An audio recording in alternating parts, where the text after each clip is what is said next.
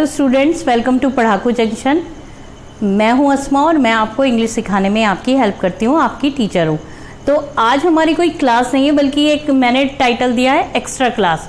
ठीक है, ये एक एक्स्ट्रा क्लास है जिसमें एक बहुत छोटी सी बात, एक बहुत छोटा सा डिफरेंस मैं आपको बताने आई हूँ। आपने क्लास नंबर 2 में यूज़ ऑफ इज एम-आर पढ़ा है, क्लास नंबर 4 में यूज़ ऑफ हैज़ हैव पढ़ा है आपने। और अगर आपने उसे अच्छी तरह देखा है तो आपको वो बहुत अच्छे से समझ में भी आया होगा। तो यहाँ पर बस मैं इन दोनों के बीच का डिफरेंस, टाइटल भी दिया है मैंने से, difference between use of is M-are and use of has have. यहाँ पे मैं आपको इनका डिफरेंस एक दो एग्जाम्पल से समझा रही हूँ। जैसे पहला सेंटेंस है आई एम अ कैट और दूसरा है आई हैव अ कैट। एक का मीनिंग है मैं एक बिल्ली हूँ और दूसरे का मीनिंग है मेरे पास एक बिल्ली है। आप खुद अच्छे से समझ सकते हैं एक्चुअल में आप कहना क्या चाह रहे होंगे। यहाँ पे आपकी यहाँ पे मेन हिंदी क्या होगी।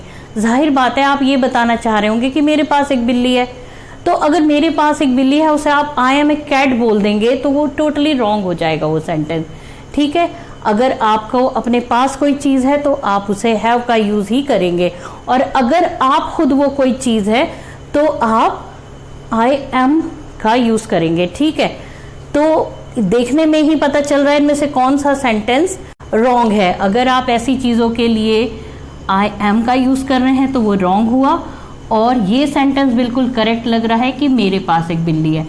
अब अगर मैं कहना चाहूं कि तुम एक अच्छे लड़के हो, तुम हो, तुम्हारे पास नहीं है, तो मैं उसे इज एम आर में लगाऊंगी, तो you are a good boy. ठीक है, दूसरा सेंटेंस अगर हम ये कहें पास एक अच्छा सहायक है तो आई हैव वाला सेंटेंस लगाएंगे I have a good helper या I have a good assistant.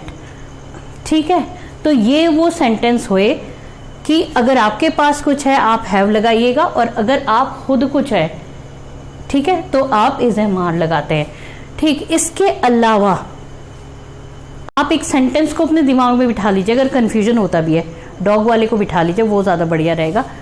I am a dog और आई have a dog. I am a dog का मतलब समझ गए ना, मैं एक कुत्ता हूं। कौन बोलेगा अपने आप को कि मैं एक कुत्ता हूं? आई हैव अ डॉग, मेरे पास एक कुत्ता है, ये होगा। तो आप अच्छे से समझ लेना इसको। एम बोलोगे तो वो चीज आप खुद बन जाओगे, हैव बोलोगे तो वो चीज आपके पास होगी। बहुत अच्छे से अपने दिमाग के अंदर इन दोनों के डिफरेंस को बिठा लीजिए, क्योंकि मैंने कितनी बार ये देखा है बच्चों को। मैं सब बच्चों की बात नहीं कर रही हूँ, जो बच्चे इंग्लिश मीडियम स्कूल्स में पढ़ते हैं, जिनकी शुरू से अच्छे इंग्लिश पढ़ने का जिन्हें मौका मिलता है, उनको तो ये सब चीज़ें बिल्कुल बचकानी लगेंगी। शायद वो ये सोचेंगे कि ये इतनी आसान है कि इन्हें भी कोई पढ़ाता होगा या इन्हें भी कोई सीखता होगा। पर मेरा टीचिंग एक्सपीरियंस कहता है, मैंने बहुत सारे हिंदी मीडियम के बच्चों को पढ़ाया है जिनके लिए ये चीज़ों का डिफरेंस उनके लिए समझना बहुत ज़्यादा मुश्किल होता है। वो नहीं जल्दी से इनको करेक्ट कर पाते। तो उन बच्चों की सारी परेशानियां मुझे पता है, और मेरा ये जो चैनल है पढ़ाकू जंक्शन, ये खासकर वैसे ही बच्चों के लिए या बिल्कुल बिगनर हैं जिन्होंने कभी इंग्लिश नहीं सीखी और जिन्हें इंग्लिश सीखने का शौक है, उनके लिए है।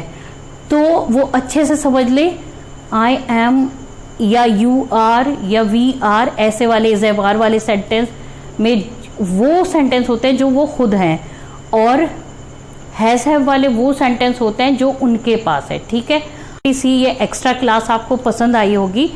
समय समय पे मैं ऐसे एक्स्ट्रा क्लासेस आपके लिए लेकर आती रहूंगी आपकी मेन क्लास के साथ साथ। आई होप कि आपको ये अच्छी लगी और ये आपके लिए हेल्पफुल हुई। अब हम मिलते हैं अगली क्लास में, तब तक के लिए बाय बाय।